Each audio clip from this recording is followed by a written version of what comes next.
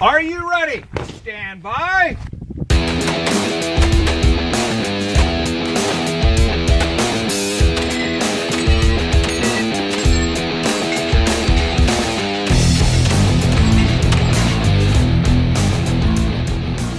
Welcome to the Three Gun Show, episode 84. I'm your host, Dave Hartman, coming at you from Gunnison, Colorado. My guest this week is Three Gun Nation pro Kyle Simank from Guns Plus. This episode is brought to you by MGM Targets. Have you ever been in a match and thought, wow, I really need practice on those skinny knockdowns, or long-range practice sure would be easier if I had a couple of steel targets with hit indicators? Well, you can get the same quality steel targets that you find in major matches at MGM Targets. My favorite target lately has been the standard shape auto poppers. Those little things are challenging for pistol, shotgun, or rifle, and because they automatically reset, you can run more drills and drills with positional work without bothering to break for reset. Step up your practice or outfit your range and use the code DHMGM10 to save 10% on your purchase. MGM Targets has been putting up some great prizes to give away to you. July's giveaway is for an MGM switch view lever. For details and to enter, go to 3gunshow.com/MGM. I've had a lot of requests for the new 3-Gun Show stickers over the last few months. If you haven't seen the design, they're really cool. It's the same design that you'll see on jerseys from guys like Nick Atkinson, Matt Kupica, Zach Weaver, and also the Rocky Mountain Targets guys. So I'm happy to give away some to you if you see me at a match. But if you can't wait, you can go to 3gunshow.com/store and purchase them there. In this episode, Kyle is on the show to discuss his company, Guns Plus, helping manufacturers develop 3-gun specific products, and his plan for domination on his home turf at Starlight 3-Gun. Links to everything we discuss can be found in the show notes at 3gunshow.com/episode 84, or you can just tap the album art on your smartphone and it will take you right there. Now, please join me in welcoming the show, Kyle Simank. Kyle, welcome to the 3-Gun Show. Hey, thanks for having me on here, Dave. I'm excited to have you, man. It's we've had the chance to spend some time together in person. We tried to shoot a match together, the 3-Gun Nation Southwestern Regional, and it didn't quite work out. I shot the match. Weather got in the way of that one. Yeah. And but yeah, so I'm excited to have you on the show here and be able to share the Kyle Simank experience with the rest of the world. I mean, normally you got to pay extra for that, so it's a pretty good deal. It's true. It was very expensive when I was in Texas. Although, we should probably tell the, I kind of want to, give the audience a little bit of an intro to you, but I also want to tell them the story of how I got all your guns. So Kyle, why don't you tell the audience who you are off the range, what you're doing when you're not shooting 3-gun.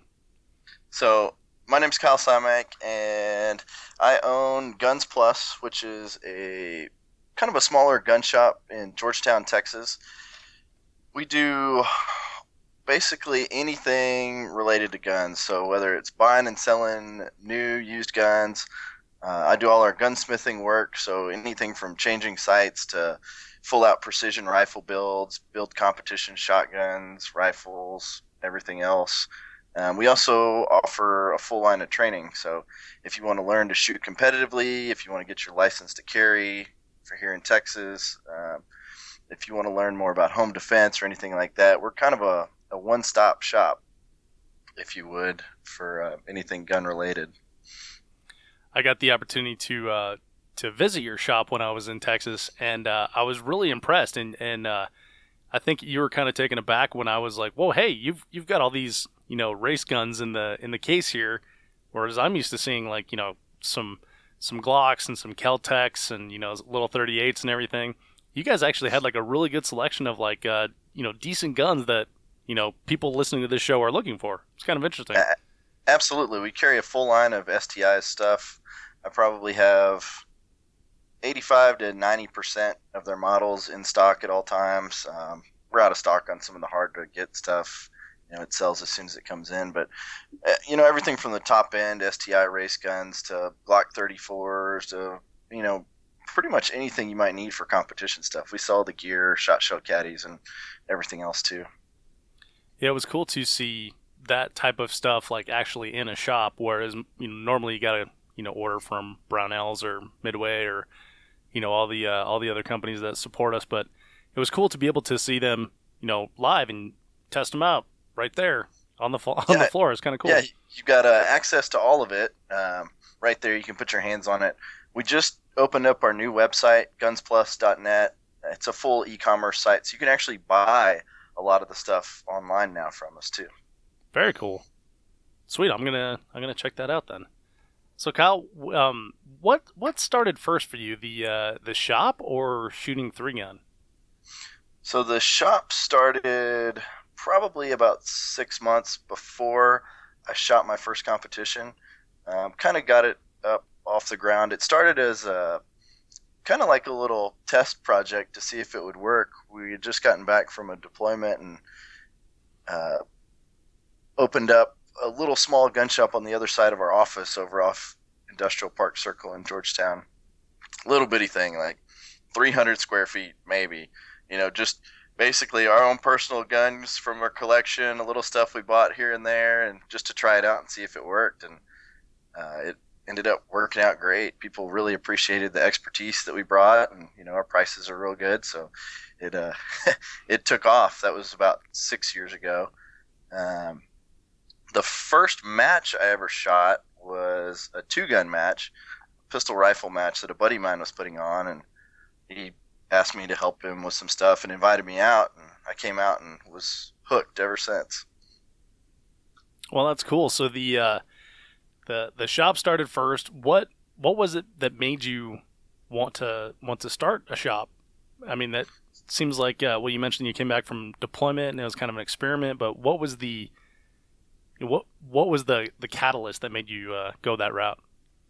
So I'd gotten our FFL the year before, just kind of as a hobby, so I could buy guns at cost and save a little money here and there, and started selling a few things online on the internet, and that worked out pretty well. Got to meet some cool people doing stuff, and it seemed I don't know, it seemed like something that would be fun to do, and turned out it was, and it worked out great. Cool. So then, like, a good compliment, obviously, to the shop is going to be shooting competitions, which gives you exposure to the I don't know, I guess your customer base in your area and stuff like that. So that first 2-gun match, was it like love at first shot, or was it like this is okay, and then you had to be coaxed back into it, or how did that first match go? It was really, I didn't know what to expect. I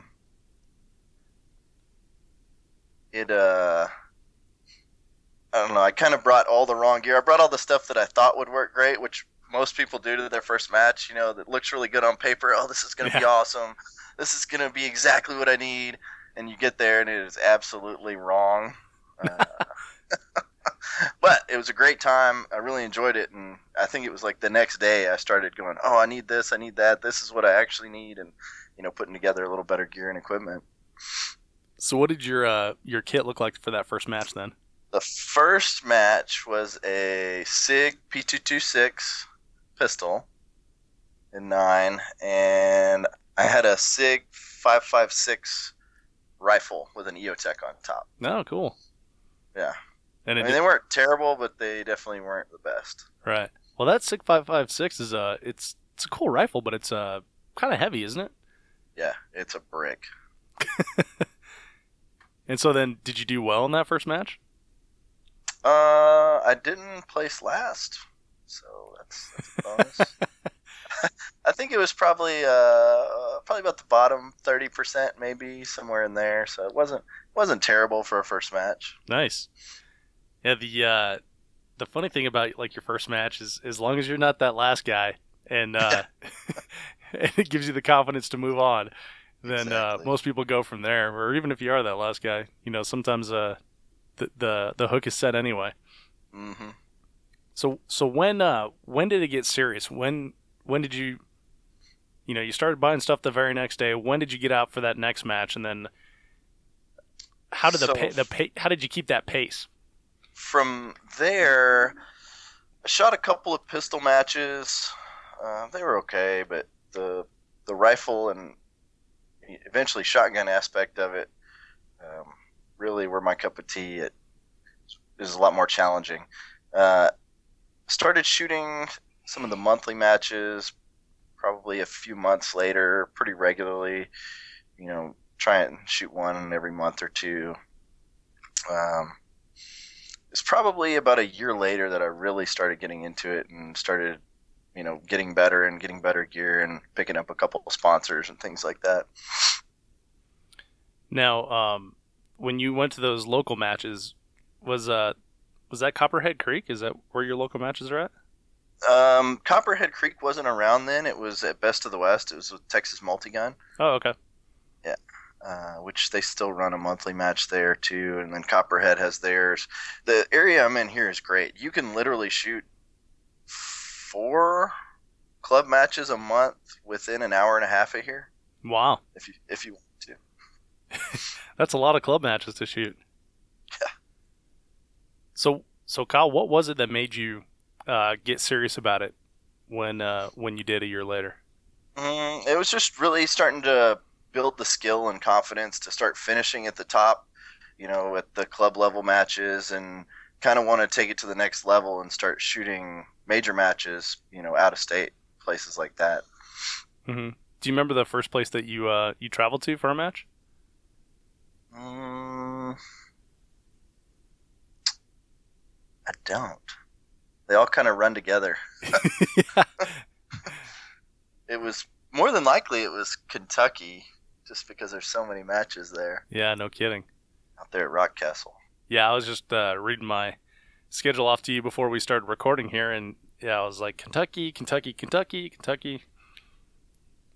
I think we're only shooting one there this year, though. Pro-Am out there's, I think, the only one I'm shooting in Kentucky this year. Well, most of the matches are coming to Texas now. They're just right next to your house.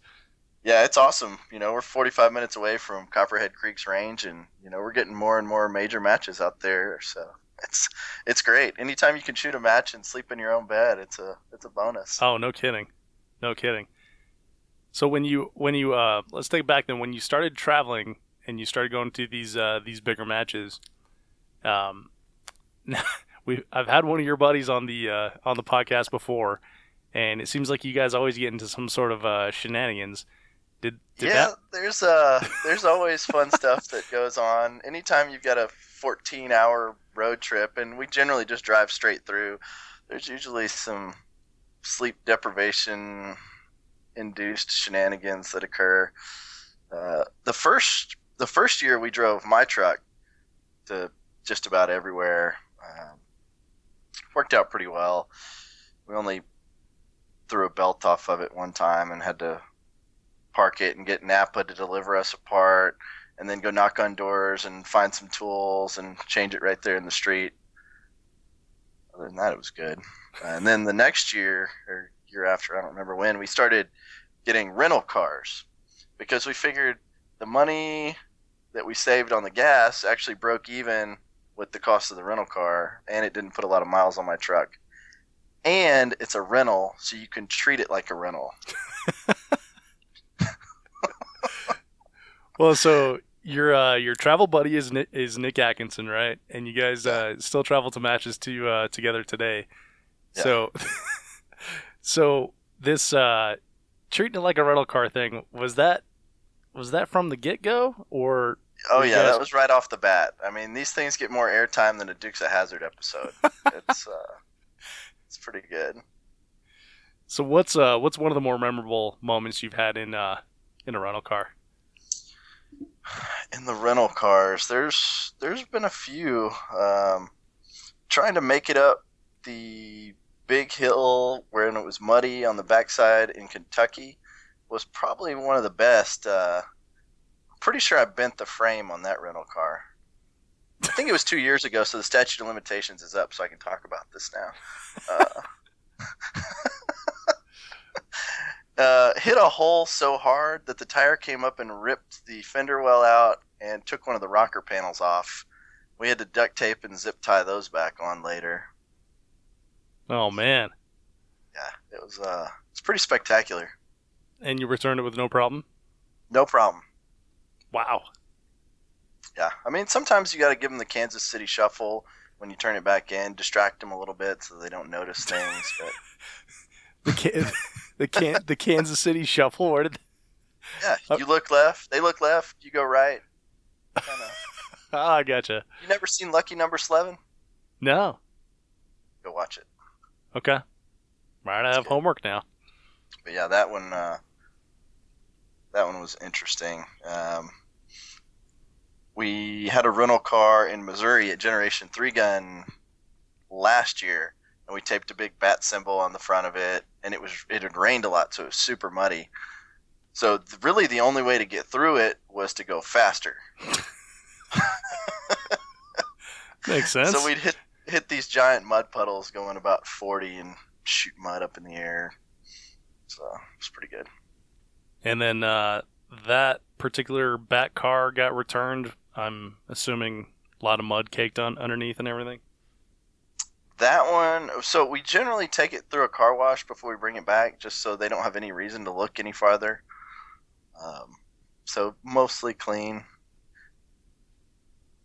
Yeah, that one we ended up washing it off and taking it back. At least the top side. The bottom side was still grass and mud and everything else, but nobody ever looks under there anyway.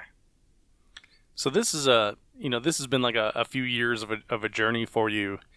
Mm-hmm. Do you feel like you're continuing to get better as a shooter? And what is it that you do, like in a normal practice regimen type thing, to make sure that you maintain your proficiency?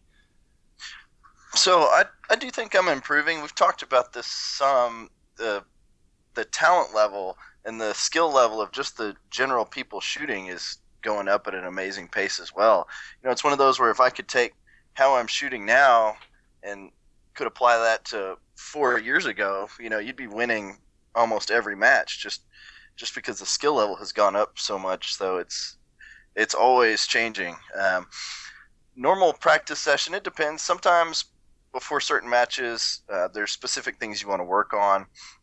So before Fallen Brethren, that's usually a pretty long-range heavy match from different positions, a lot of freestanding shooting as well. So we'll take the rifles and really work them pretty heavy. Make sure you know where all your holds are dead on. You can get into position real fast and get on the trigger quickly. It just really depends whether it's kind of a general practice session or if there's specific things you want to work on. And how often do you get out to practice? Not near enough. Yeah. I probably get out to the range maybe once a week to practice on a good week. It's pretty funny because everybody goes, "Oh, you run a gun store and a shooting range. You must shoot all the time." And my response is always, "Well, see, I run a gun store and a shooting range, so I don't have time to shoot." Right. Yeah, it's the old story: the shoemaker has no shoes, right? Exactly. Well, so it just depends. So before, like last year, before my pro match, I made it a point. I was out at the range almost every day for about 2 weeks before the match. I think that helped a lot. And before major matches, usually will ramp up the practice a little bit more. And so you've shot a lot of these matches that you're going to, in the 2016 season. You've shot them the last couple of years, so you have kind of like a feel or a flavor for them, right? Exactly. So you know what to expect. So are there, like, pick a match that's coming up and then give me and the audience an idea of how your practice is going to look for that particular match. So we're going to go shoot the NRA World Shoot, which is not technically a 3-gun match. It's a match that, is every shooting discipline that the NRA supports, basically, and you shoot all prop guns. But for that, we'll go and shoot skeet, trap, sporting clays. We'll go practice kind of small bore style stuff with 22s, a little bit of 3-gun stuff, but for that match, we'll go practice all the weird stuff. So one-handed bullseye shooting, some movers for Bianchi Cup stuff, and try and practice all the things that we don't normally shoot. Yeah, that's interesting. So do you have you mentioned that you run a range as well. Does your range have like the facility to be able to shoot like movers and? No, there's a couple other places that we go to do that. Our range, it's pretty basic, but it does almost everything that I need to do. We've got the old 3-Gun Nation shoot off set up all the time in one of the bays. Good amount of steel so we can go out there and practice. Oh, that's way cool. So it's like almost cheating, man. You got it right in your backyard. Yeah, exactly. If only I had time to use it. Well, yeah, there's the time and the facility. You've got half of that, so you need to work on the rest. Well, Kyle, you mentioned something interesting a minute ago. You said that the general skill level of three gunners is going up, and that if you could shoot your game now 4 years ago, you'd be winning the matches. What do you attribute that general raise of the skill level to? It's I think a lot because three gun is still a fairly new sport. That being with it constantly evolving, there's always some new technique or something new that somebody's going to come out with that improves the game just a little bit, and then everybody sees that and picks it up and adds it to their own repertoire and starts using it.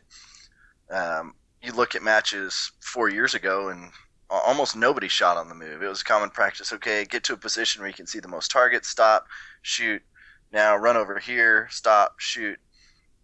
And now, the guys that are winning and placing at the top of matches, everything you can is shot on the move. Right. So, I guess another good example would be quad loading. Like if you could have quad loaded like 4 or 5 years ago when people were doing the weekend, you'd have been miles ahead of everyone else.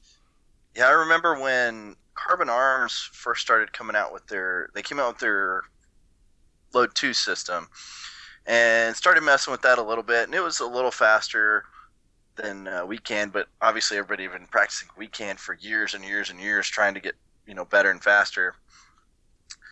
When we heard of them about to come out with the quad loading system, me and Nick actually started practicing it, just grabbing 4 off the countertop, getting the hand dexterity to get it going. And when the caddies actually came out, it was a pretty smooth transition to being able to use it and pick it up real fast. And it definitely improved shotgun loading times. Yeah, for sure. Now back to the shooting on the move. Is that something that you then practice yourself? Is shooting on the move, or does it just come naturally to you during a match? No, that's something that you definitely practice. That's something that's really hard to practice without actually shooting. So dry fire practice, shooting on the move, you can get some practice out of it, but it's just not quite the same. Being able to shoot in the cadence of you actually moving and your body moving around at the same time is a skill that you just have to go to the range to practice. And how do you set up drills for that specific type of practice? Most of the time I'll use steel just because it's a lot easier than having to tape targets or things like that, and it's an instant confirmation whether you hit it or not. The thing that you have to do is figure out how fast you can go based on how big or small the target is and how far away it is. So you'll practice, on C zones at 10 yards away with a pistol moving, and move until faster and faster until you start not reliably getting your hits and go, okay, that's kind of the limit there. And then maybe move the targets farther away and try and figure out what the limit is and how fast you can go. Got it. Now do you practice going like forward and back, side to side, or all of the above? Yeah, every which way. If you want to practice it, shooting across your body. If you're right-handed, shooting going left, practice coming back the other way, shooting right, which is a little harder. Coming into it, backing out of it. Basically every which way you can. Gotcha. Now, is that something you're constantly improving to, increase your pace as you're shooting, or have you reached like a level that you're satisfied with it? Oh, never satisfied. Always want to go just a little bit faster. So you're always trying to improve that, little by little. Gotcha. Now with the Pro Series and the Pro Match, especially last year there was a lot of like basically stand and deliver type stuff. Now this year we're seeing more options for movers and everything, so that's really starting to come into play. Yeah, they change it up every year. Last year it was a lot of stand and shoot. There was very little shooting on the move. I think there was only 2 positions where you actually shot moving into them. I think they kind of realized that people want to see a little bit more movement, a little more shooting on the move, more dynamic stuff, and have adjusted fire for that. Yeah, it's I guess a lot of them could have been like, analogous to like Steel Challenge, like stand and deliver type stuff, which is Right. not necessarily what traditional three gun is about. Granted they have to make concessions for the television show and everything, but it's cool to be able to see a little bit more, like you said, dynamic movement this year from the Pro Series. Yeah, definitely. I think it makes for better TV as well. Think we'll ever see that in the shoot off? I don't know. I don't know what they have planned. Trying to think of how you'd be able to do that with movement and not have it be all goofy wonky. Yeah, I don't know. So Cal, we covered your entry into three gun, your match series, and like how that you got into shooting major matches and everything. What does your match schedule look like this year, and what are you looking forward to shooting the most? So this year we shot one of the regionals, almost shot the one in Texas. Then it started raining, and didn't end up making it back to shoot the match. Which was fine with me because I ended up with 3 new guns in my truck at that point. Oh yeah, well that's true. So it started pouring rain, monsoon force rain. Yeah, it was ridiculous. And Dave drives his truck up there, and everybody throws their guns in there. Well, I end up leaving, and so Dave still has my guns. So I'm like, well, that's fine. They're secure. They're with Dave. No big deal. I'll meet up with him before he heads out. Meet up with him. I was trying to dodge it later. Yeah. He was trying to get away from me, but I tracked him down. Opened my rifle case, and the nice F1 rifle with all the holes cut in the receivers have about 40 zip ties stuck through everywhere, sticking out like a cactus. We had to ensure that it was safe. It was extra safe. It was extra safe. Super extra safe. It was a nice rifle. I hated to give it back.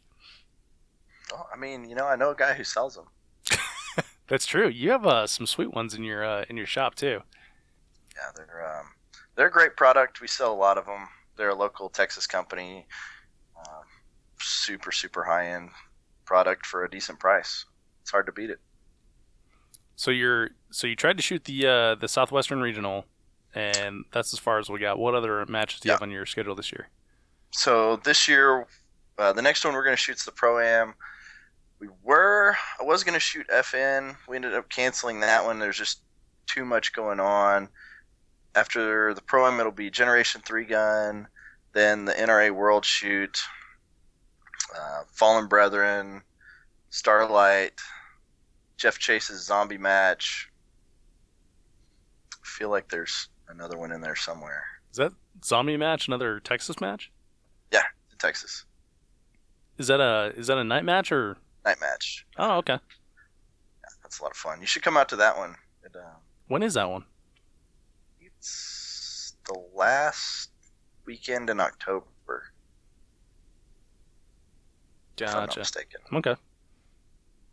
Well, so yeah, that one's always a blast. There's always a moving vehicle stage and lights and lasers at night. It's a good time. Awesome. Well, now, so I just had Chuck Anderson on the show, and we were talking about night matches, and you and I were briefly chatting before we got on the show here about night matches, and you did pretty well last night at the Starlight 3 gun. Yeah, it was. It's a lot of fun. I really enjoy night matches. I do pretty well at them. It's one of those where we shoot a lot at night, hunting and everything else, and practiced a lot of lights and lasers and different stuff working for the defense contracting company I did before starting the gun shop. So it comes pretty natural to me shooting at night.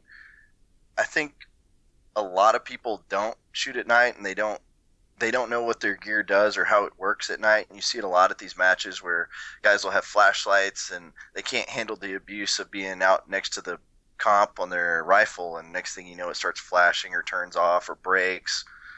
different things like that. So really knowing your gear and having the right gear makes a big difference. So you've got all that sorted out because of the night hunting and everything that you've done beforehand. Yeah, and there used to be a local night match that we would shoot once a month a couple years ago.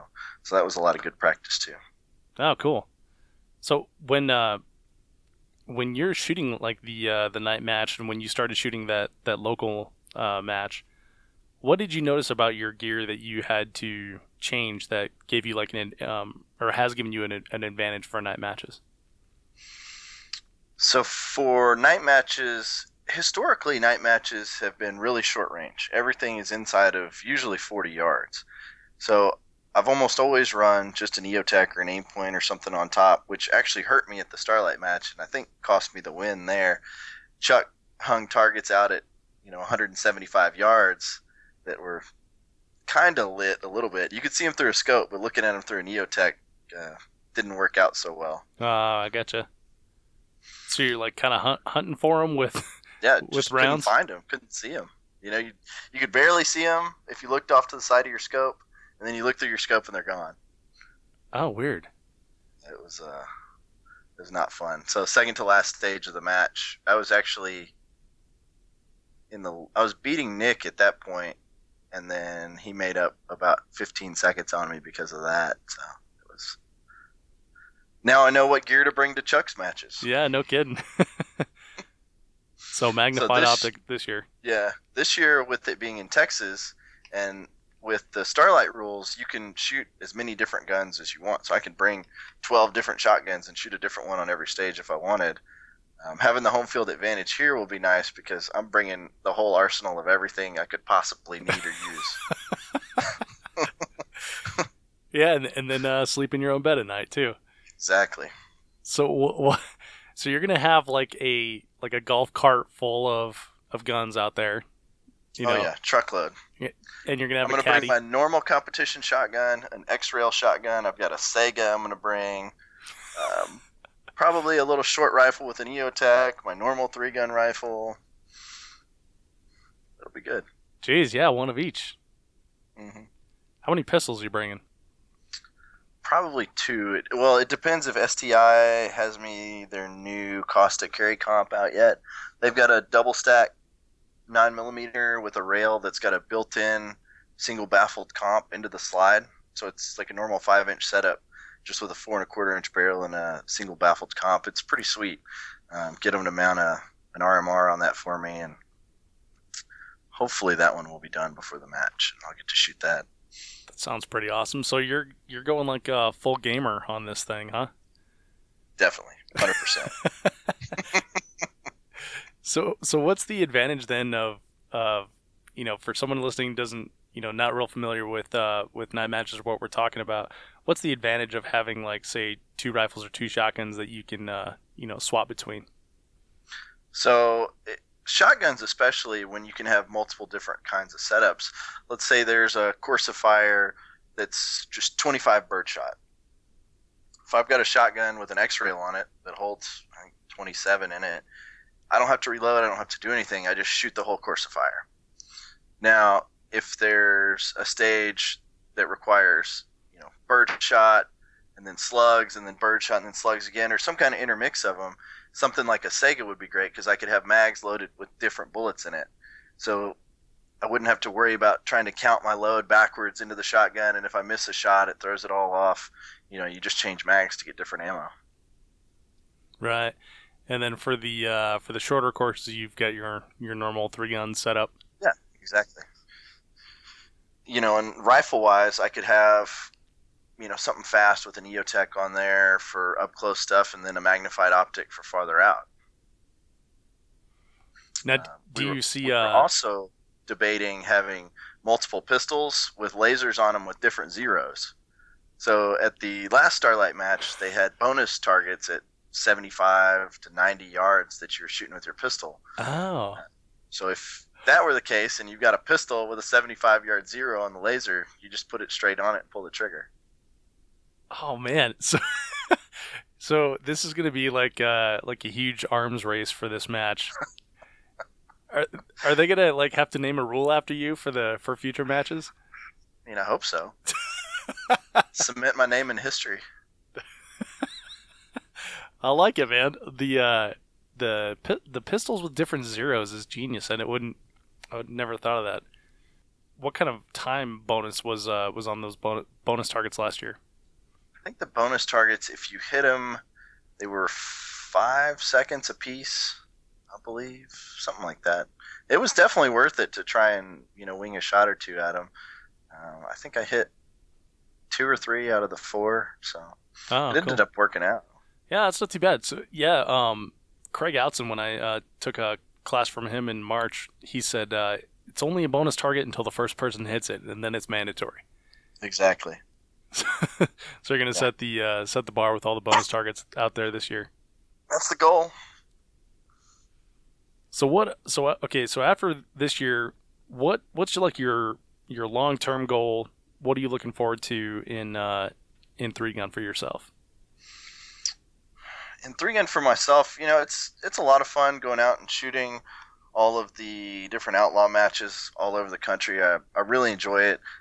Working with several of the different manufacturers is another thing that's really great. So F1 Firearms and STI both sponsor me for my rifle and pistols, and helping them develop new products is great. So when STI came out with their new 3-gun DVC that I shoot, I actually got the prototype from them. They sent it to me, said, shoot the hell out of this thing. Tell us what you would change. If you make modifications to it, tell us what we need to do to make this thing ready to bring it to market. And that's what I did. And they made some of the changes to it, and I think it's the best 3-gun out-of-the-box pistol you can buy right now. They're pretty amazing. Well, that's pretty cool. So it's nice to hear when manufacturers are actually using their sponsored shooters to get that feedback and develop products rather than just like, hey, go out there and let me know how you did. Exactly. It's refreshing because a lot of manufacturers, I've worked with some in the past that go, hey, yeah, tell us what you think. And you go, well, you really need to change this. And they go, oh, okay, cool. Well, I don't think we're going to change that because we like the way it is. Yeah. Why'd you even ask? Yeah. Yeah, exactly. It's like the guy that wants a recommendation on a shotgun. You're like, well, I would go with this one right here. And you're like, okay, well, I'm going to get the one I was talking about to begin with. It's like, well, then don't ask. Exactly. Oh, that's awesome. So you have that relationship with STI and F1 because they're local? I was shooting STI before I actually picked them up as a sponsor. Just they're kind of the premier pistol for competition shooting out there. But being local helps. I'm on pretty good personal level with a bunch of the people who work over there. They're friends of mine. Obviously, we sell their product in our store, and it's something I believe in, so I can sell it. And if I'm shooting it, I can sell it even better. Yeah, no kidding. Well, it probably helps to cement that relationship when you're actually selling their product on the shelves too. Yeah, exactly. Same thing with F1.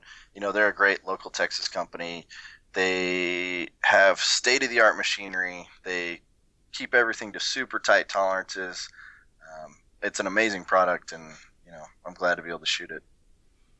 Yeah, F1 pretty much, from my perspective, came out of nowhere. I would say, like, they weren't on my radar at all until I don't know. I guess last year I saw like a handguard they made, and then this year they put together a huge team and everything, and of course I got to play with your rifle.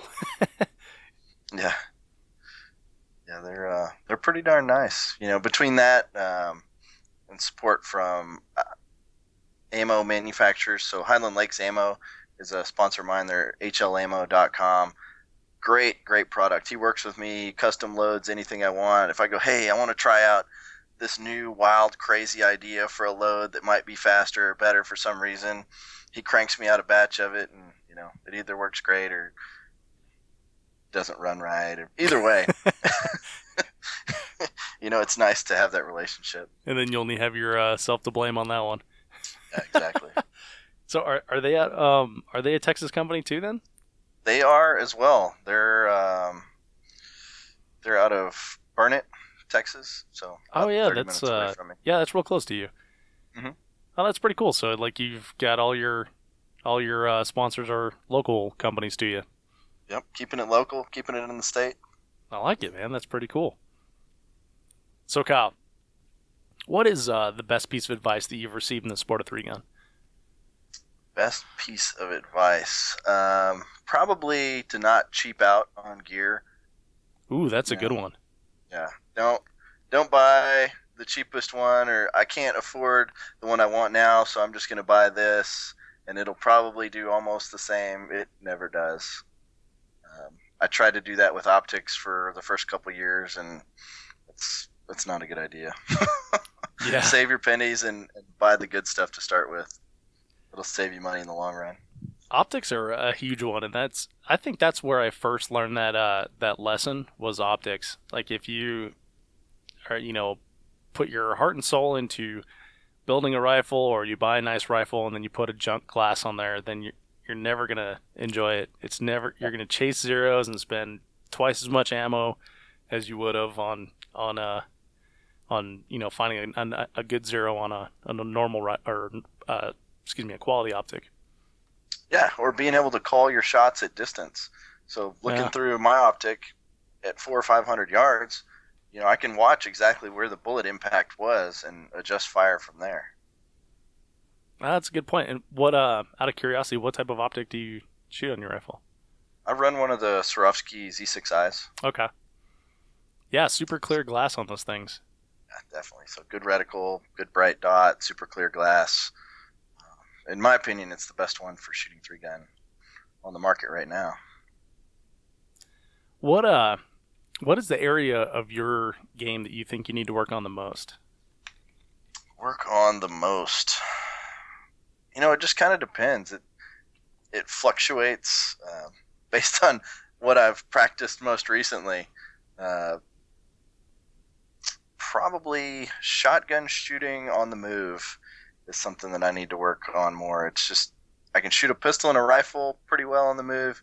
The shotgun just it gets me every once in a while.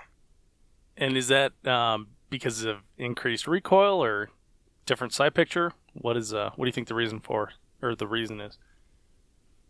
Yeah, you're not looking through an optic, so the sight picture is different. The way you move is different. The trigger's harder. I mean, everything about it is just a little different. And when you're used to shooting, stationary with the shotgun and knowing exactly how the gun's going to recoil and where it's going to bounce and what it's going to do, and then transitioning that to moving, it changes everything. Right. Well, you probably see a lot of new and mid-level shooters on the range. What are some of like the common mistakes that you see folks make, and how would you recommend they correct it? Let's see. Probably the pistol aspect of it is generally where most people struggle most. You'll see people try and go way too fast with a pistol, not get a good sight picture on it, and it's hard when you get out there and you watch people, who are blazing fast. Nick is an example. He's blazing fast with a pistol. You go out there and try and shoot the same cadence and don't hit a single thing. It it kind of gets in your head a little bit. The biggest thing with that is just slow down, get your sight picture, and make sure you get your hits. Who do you admire in the sport, and why? Who do I admire? It's a tough question. It's a tough question. I mean, there's kind of a list of people out there who are good shooters. I mean, obviously Daniel Horner's been winning matches ever since I've started shooting three gun. He's kind of unstoppable, it seems like, at a lot of matches. Nick's a great shooter, guy that I shoot with constantly. Keith Garcia, he's been in the sport a long time. He's always there, right there at the top. And just a good bunch of guys. But there's a pretty long list of people who I would admire. That's what I like about three gun, is it's not, as snooty as some of the other shooting sports are. It seems like everybody's pretty down to earth. Yeah, that's for sure. And you see it time and time again on the range. Like for example, the match that you and I were at together. There's I think we had like 3 hours to get down some walkthroughs on some very complex stages, and there's all kinds of interaction going with guys that you would say, oh, he's at the top of the game, or that guy's at the mid level of the game, or that's this guy's first major match. They're still doing that sort of interaction and talking to each other about stage plans and stuff like that. There's not real. It's not like a real hush hush like oh, it's a secret and like you said, snooty sort of attitude. It's pretty cool to be involved with. Yeah, for the most part, everybody's pretty darn open about stage plans or this, that, or the other. Because, you're going to see people run it different ways unless you're the very first person who shoots that stage. Right. And, for the most part, I'd like to shoot against people at their best anyway. So if I've got a plan that's a little better than yours, if you use my plan, then, it's an even competition and it's all skill at that point. Yeah, for sure. Yeah, that's a good point. And it, when it comes down to it, it's a skill game, right? Absolutely. So, Kyle, can you tell me about your most spectacular disqualification? Spectacular disqualification. I think I've only DQ'd from 2 matches ever. One of them, I threw my 2011 in the bucket, dumped it, and somehow the safety bumped off a safe in the bucket, which I have a huge issue with that being a match disqualification because the gun's not going to go off by itself in the bucket and it's pointed at the ground. But that's not my decision. That was a couple years ago in Kentucky. After that, I installed an auto safety on my 2011, so you shoot with your thumb on the safety, and as soon as you let go of it, the safety pops back up. So I never have to worry about that again. Gotcha. And then at Nationals last year, one of the ROs said I broke the 180. I don't think I broke the 180. If I did, it was super close, right on the line. But, there's really no arguing. It's one of those where he says I broke it, so I'm out. Yeah. Deal.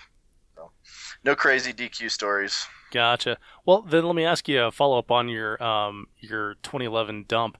So what do you think about the so I heard this argument recently from a friend.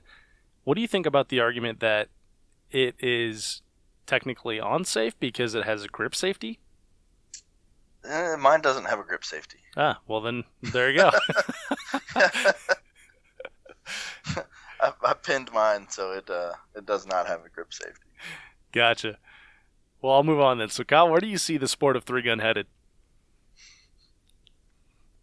So, I'm hoping that it's going to continue to gain, viewership and a big fan base.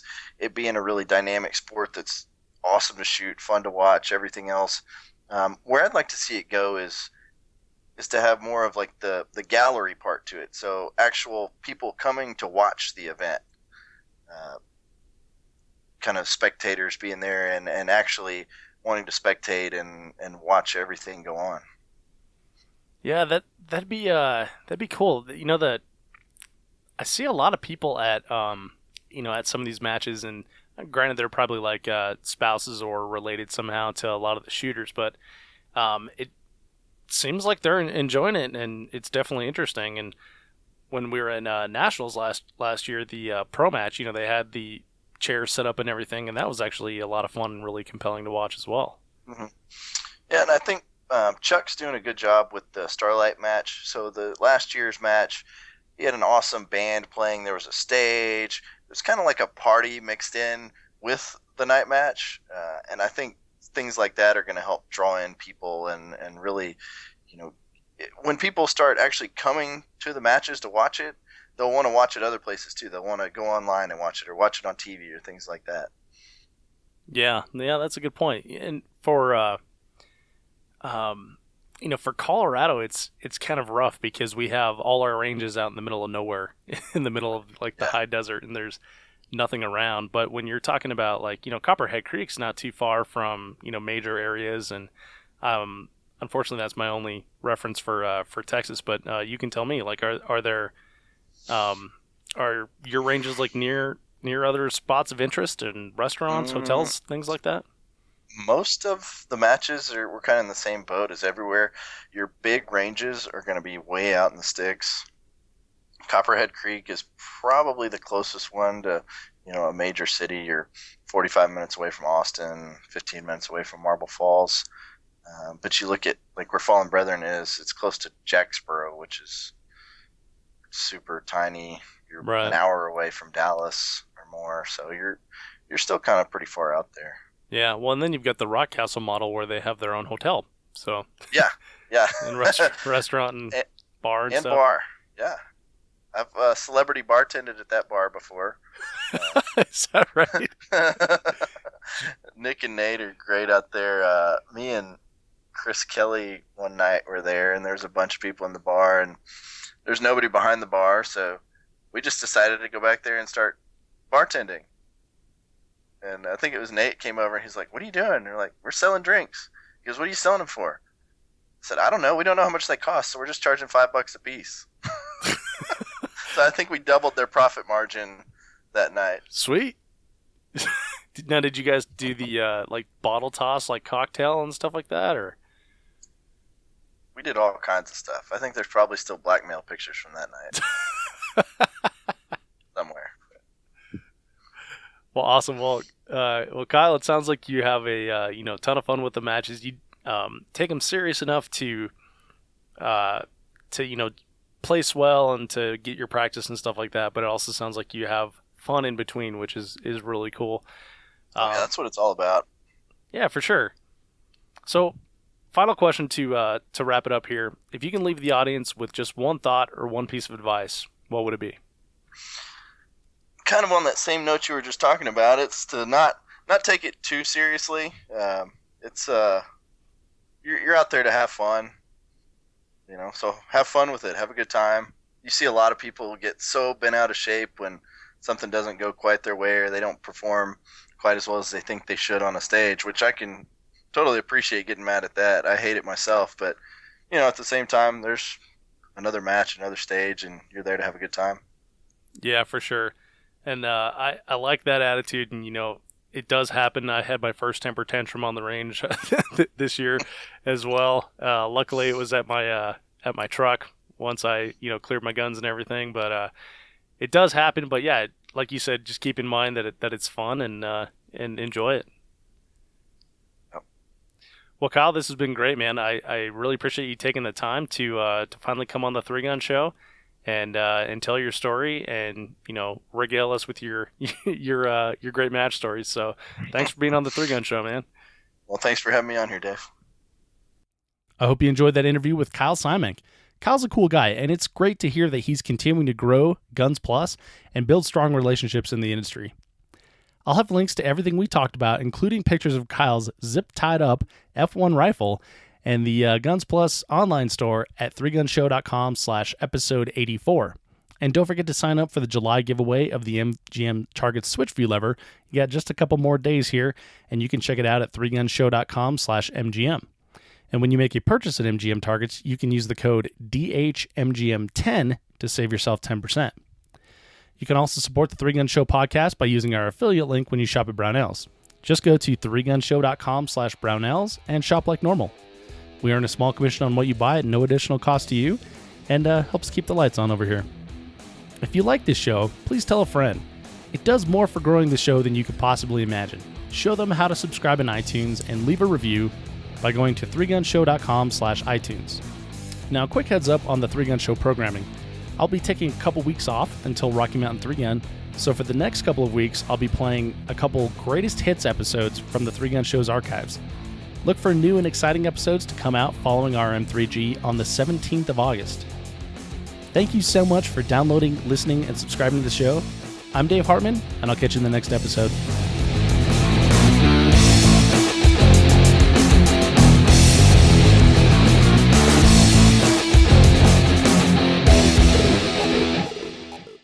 If you are finished, unload, show clear.